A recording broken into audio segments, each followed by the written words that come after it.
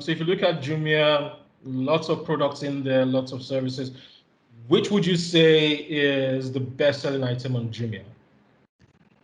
Ooh, we're getting this question a lot, and it's really hard to answer because there is no generic answer. It really depends a little bit on the country and time of the year.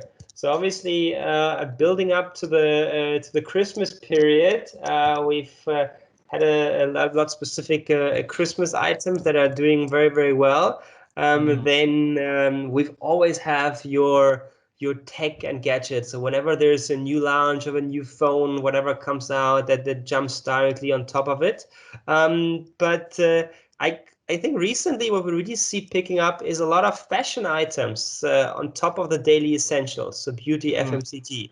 It's a very broad answer, but it's very hard to put my finger on it and tell you this is the one most popular item on Jumia right now. I think if people look at Jumia in Nigeria, the Jumia page, one would assume, oh, it's phones, and work with that assumption. In some instances, it might be fashion items. Do you think that it's also the same, or is it a fair assumption to think that the most featured product on the Jumia homepage is probably the most popular sold product?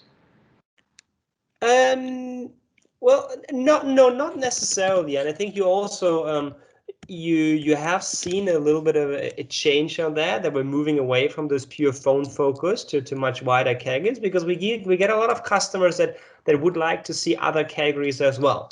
Yeah.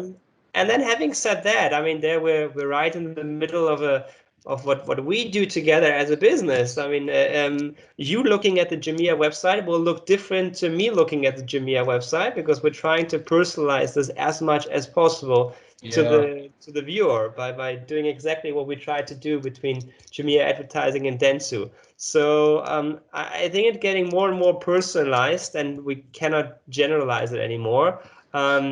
Typically, when we have calls like that, we usually start by quickly sharing a screenshot because we just don't know what the other person sees anymore. It's not a unified website anymore. So which is very good for the consumer. Yeah. Fantastic. And I think that's important because as as digital economy moves more into personalization, the fact is the experiences people have online will definitely vary. So we cannot essentially assume that what you're seeing on the page is the same thing that every other person is seeing because the experiences are basically being tailored to browsing habits, purchase habits, interest, and all of that.